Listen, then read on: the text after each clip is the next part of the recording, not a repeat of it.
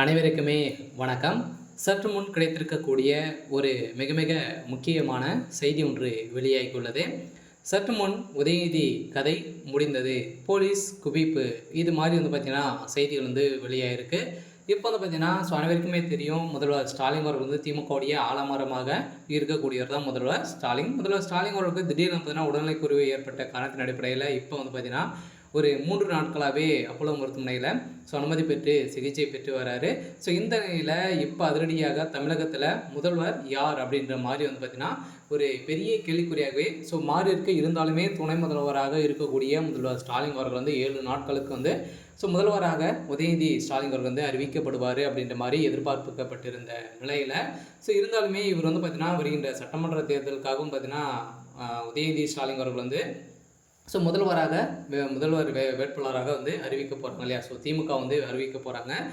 இந்த நிலையில் வருகின்ற சட்டமன்ற தேர்தலில் பார்த்தீங்கன்னா உதயநிதி சொல்வது தான் திமுகவில் ஆட்சி நடக்க போகுது. இந்த நிலையில் உட்கட்சிக்குள்ளே நிறைய மோதல்கள் ஏற்பட்டிருக்கு. இதன் அடிப்படையில் தான் இப்போ உதயநிதி ஸ்டாலினுடைய கதை ஒட்டுமொத்தமாக முடிந்திருக்கு. சில உட்கட்சி மோதல் ஏற்பட்டிருக்கக்கூடிய நிலையில் வருகின்ற சட்டமன்ற தேர்தலில் திமுக ஒரு வெற்றி பெறுமா அப்படின்ற ஒரு பெரிய கேள்விக்குறியாகவே இருந்தாலுமே எதிர்கட்சிகளுக்கு பார்த்தீங்கன்னா நிறைய விதத்தில் பார்த்தீங்கன்னா திமுக விட்டு கொடுக்கும் விதத்தில் தான் இப்போ செயல்பட்டு வருது.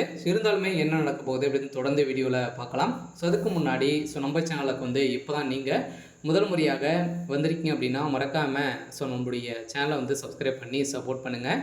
வாங்க வீடியோக்குள்ளே போகலாம்.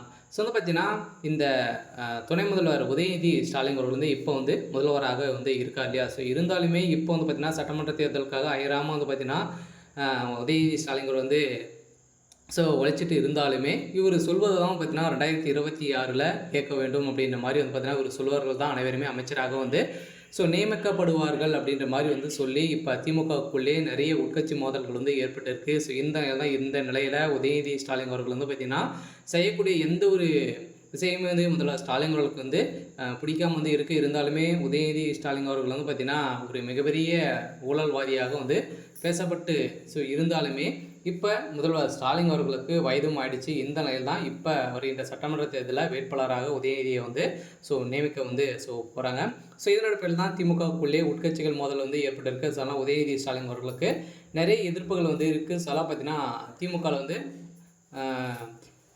குடும்ப அரசியலை ஒழிக்க வேண்டும் அப்படின்ற மாதிரி திமுக இருக்கக்கூடிய முக்கிய பிள்ளைகள்லாம் பார்த்தீங்கன்னா முடிவு பண்ணி வருகின்ற சட்டமன்ற தேர்தலில் ஒரு மிகப்பெரிய மாற்றங்கள் கொண்டு வர போகிறாங்க.